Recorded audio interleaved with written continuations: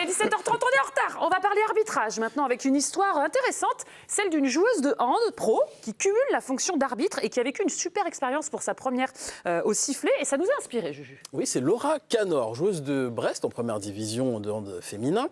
L'ailière gauche a récemment validé un stage fédéral de 3 jours à la maison du handball réservé aux joueuses professionnelles désireuses d'arbitrer. Et son premier match au sifflet s'est déroulé le week-end dernier dans un match de 4e division féminine dans les Côtes-d'Armor. Et visiblement, son approche a largement séduit les joueuses. Regardez ce que dit Léane Letellier, joueuse de National 2.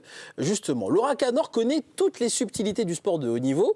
Je pense qu'on est forcément meilleur arbitre quand on a déjà la compétence de joueuse. Très bien. Alors, un ancien joueur fait-il forcément un meilleur arbitre? Parce que si vous pensiez que tous les arbitres ont pratiqué le sport qu'ils jugent, détrompez-vous. Est-ce qu'il faut avoir pratiqué pour pouvoir arbitrer? Pierre Boubi, qu'est-ce que ça t'inspire, cette histoire?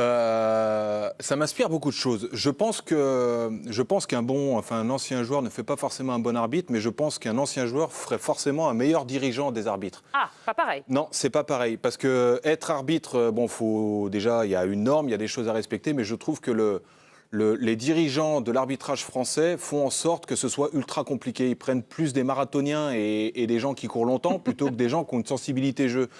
Je trouve que l'approche est complètement différente. Je pense que les joueurs seraient beaucoup plus à l'écoute et je pense que le comportement et l'attitude, en fait, où je trouve ça un peu dictateur, le fait d'avoir un arbitre avec un comportement vraiment particulier, je pense qu'il y a des choses à faire pour essayer de faire en sorte que l'un accepte l'autre et que l'autre accepte l'un. Si ça vient d'un ancien joueur, ça passera mieux, quoi. Pas forcément d'un ancien joueur, mais je pense qu'un ancien joueur qui fixe des directives pour dire essayez, acceptez qu'on vous touche sur l'épaule, parlez avec les gens, faites des choses différentes au lieu de tout de suite reculer et avoir un comportement défiant. Il n'y a pas un Michael Andro qui fait justement ça il n'est plus là-bas, ça y est, c'est fini, c'est terminé.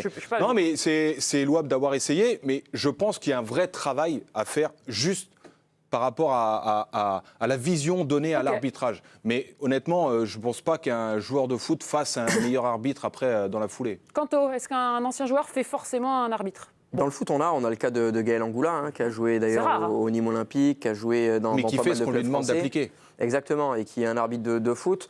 Alors je pense que ça peut aider parce que tu as, comme l'a dit Pierre, il y a la sensibilité du jeu, tu connais aussi le vice de la part des joueurs, donc c'est finalement un parcours par lequel tu es déjà passé. Donc en le voyant d'un point de vue extérieur, en étant arbitre, tu peux arriver à arbitrer du mieux possible cette situation-là. Après, moi, je pense que l'arbitrage, c'est tu es fait pour ou tu n'es pas fait pour. Et le fait d'avoir été ancien joueur, ancienne joueuse, peu importe la discipline, ne fera pas nécessairement un bon ou un excellent arbitre. Parce que pour être arbitre, il faut avoir la vision du jeu, il faut avoir la compréhension du jeu, il faut avoir la pédagogie, il faut avoir l'interprétation. Et c'est pas parce que tu l'as pas forcément parce que tu as... L'interprétation, tu l'as beaucoup mieux, Scanto. Hein? L'interprétation, tu l'as beaucoup plus quand tu es ancien joueur que quand tu as fait que arbitre. Même. Ça, c'est sûr. Ah non, mais ça peut aider, mais pour autant, je pense qu'il va y avoir des arbitres aujourd'hui qui n'ont pas pratiqué le sport à très haut niveau, qui eux vont avoir un regard sur une action. Parce que regarder une action, finalement, nous, avec les caméras, quand on regarde la télé, avec des ralentis sous 3 angles différents, on peut tous se faire un avis et dire ouais, l'arbitre, il est nul. Il s'est trompé, moi le premier, parce que je suis tout le temps, dans toutes les émissions que je fais, je suis en train de découper les arbitres. À Lyon, par exemple. Voilà, par exemple. Mais moi, je l'avoue. Mais c'est vrai que quand tu es à vitesse réelle, arriver dans un tout petit espace où tu vas avoir un contact entre des pieds, des épaules, des jambes, peu importe le sport, il faut avoir cette capacité à juger et avoir le bon jugement dans un moment très précis parce que tu ne peux pas avoir accès à la VAR sans arrêt, sinon le jeu serait trop saccadé.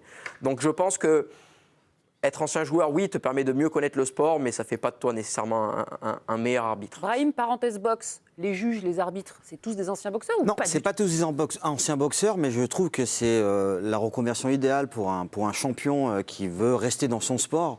Franchement, qui mieux qu'un ancien joueur qui est au cœur du game, qui avec... Voilà, moi j'ai la chance de commenter de la boxe, mais je suis encore à l'extérieur du ring.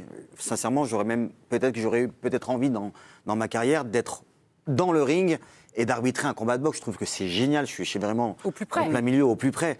Moi, je trouve que potentiellement, un ancien athlète a toutes les armes pour être un bon arbitre. La vraie difficulté, c'est d'être bien formé. Il y a une difficulté en réalité quand tu es un athlète, c'est est-ce que tu es capable d'avoir du recul. Et c'est sans doute la chance d'un arbitre qui n'a pas baigné réellement en tant qu'athlète dans la discipline, c'est qu'il arrive à avoir du recul. Et ce recul est quand même assez nécessaire et indispensable pour pouvoir bien arbitrer. Et pour moi, la plus grande difficulté quand tu es arbitre, c'est de prendre la décision dans l'instant T. Après, avec du recul, moi, tu me donnes un ralenti, oui, je peux te le décortiquer avec grand plaisir.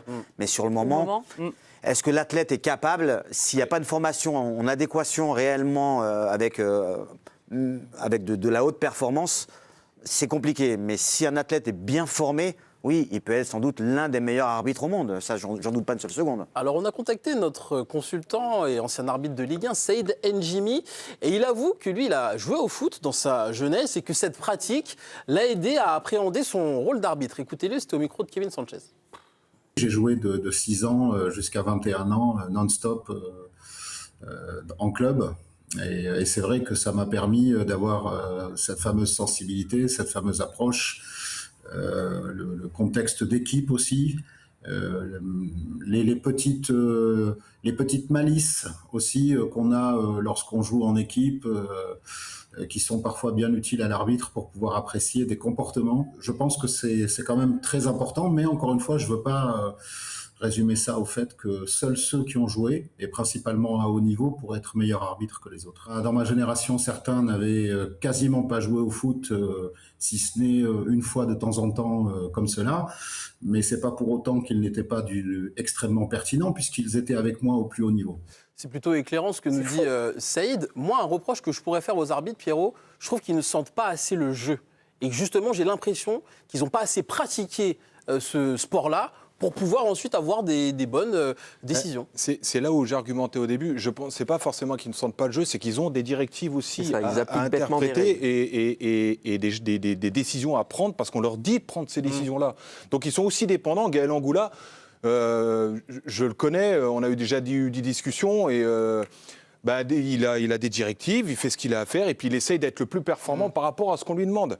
Moi, je me dis, par rapport à tout ça, ce qui serait peut-être intéressant, je vais parler uniquement du foot, mais la VAR, moi, je suis allé dans le camion avec Ligue 1+, j'ai eu la chance d'aller voir comment ça se passait.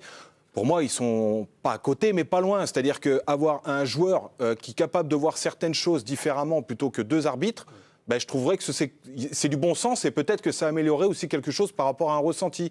Mais encore une fois, il y a des gens au-dessus qui prennent des directions. Quand ça, c'est comme ça, en fait, tu n'as pas le choix. Tu arbitres, mais tu dis comme on a dit. C'est-à-dire que la loi, c'est ça. Et tu vas dans cette direction avec cette posture, avec cette attitude.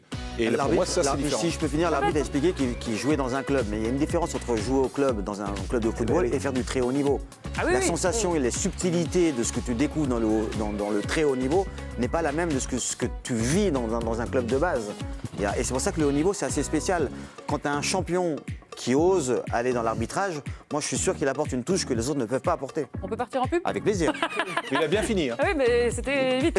Après la pub, on revient à la Ligue 1 de toute façon avec le report de la discorde. Pierre Sage et Lens refusent la demande du PSG de reporter leur confrontation en championnat pour permettre aux Parisiens de mieux se concentrer sur leur Ligue des Champions.